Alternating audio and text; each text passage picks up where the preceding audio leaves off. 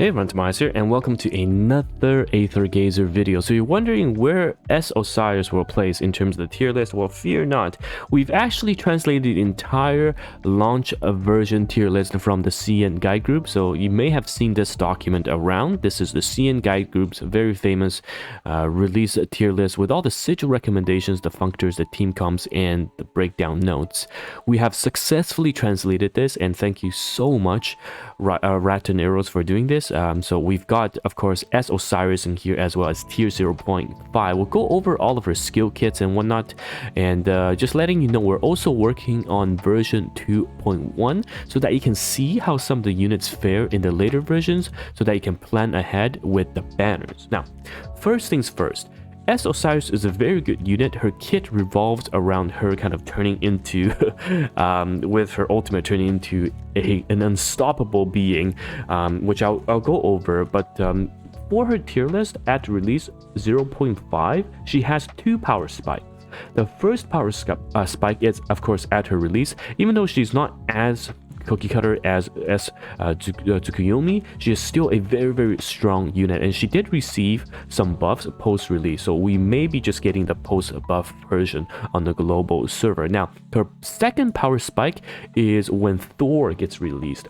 Thor and Estuki, they're really good together. All right, they're pretty much the bread and butter, very good combination. And what's key to note is that in this team composition, all right, they push, Osiris gets pushed to 0.5, and in this tier list, which is the version 2.1 that we'll be translating, Tsukuyomi goes down to tier 1. Okay, Tsukuyomi goes down to tier 1, but Tsukuyomi before that is always a tier 0, tier 0.5, so take it with a grain of salt. Do you want to invest in Osiris now and wait for Thor? But when Thor comes out, CN also had an Osiris rerun, if I'm not mistaken.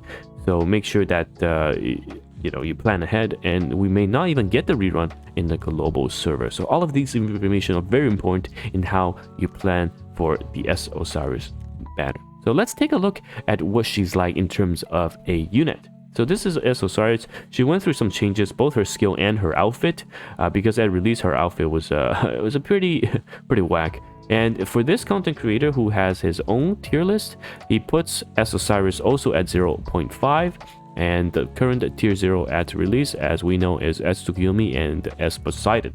Now, looking at her skills, so she has her basic attack, and she is a trace focused user, wind type.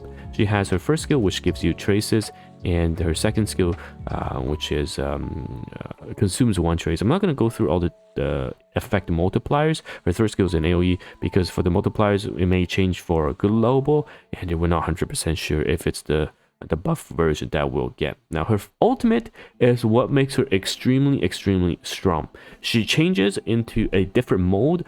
The entire team gets a damage increase and another HP bar. So this is an additional HP bar that essentially, even if the HP bar turns to 0, she will be fine. It's an additional, you can almost see it as like a shield, for example. It resets her entire CD, so you can use all of her skills, and her skills actually change as well in this mode. Now, she will be losing HP while under this mode, but of course she has that second HP bar while she's there. So her first skill, her auto attack and everything will change, and she becomes a ranged unit.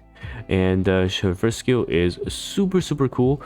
Second skill is really strong, and AoE, and third skill pulls everyone together and does massive damage. Her dodge under this mode also does damage, so when she's dodging, she's also attacking at the same time. So very strong.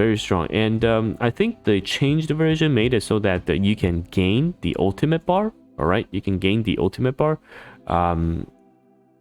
while you are under the ultimate transformation mode, but you still have a 20-second cooldown. That is the latest change.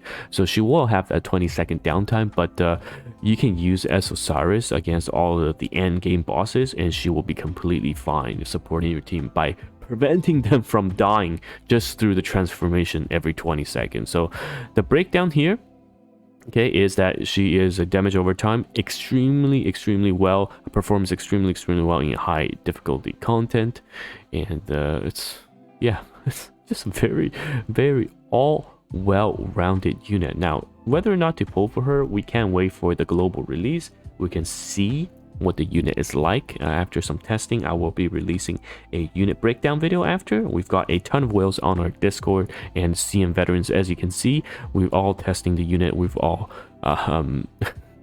this is me doing the roguelike game. We're all testing the unit and we're all having feedback, sharing that in the Discord chat. So if you're concerned, if you're worried about anything, you can wait for our testing result and I'll be posting it. And you can also find us on the Discord. Link is down below to join our Aether Gazer community. All right, so anyhow, TimaeuSS here, and I'll see you guys in the next video. Goodbye now.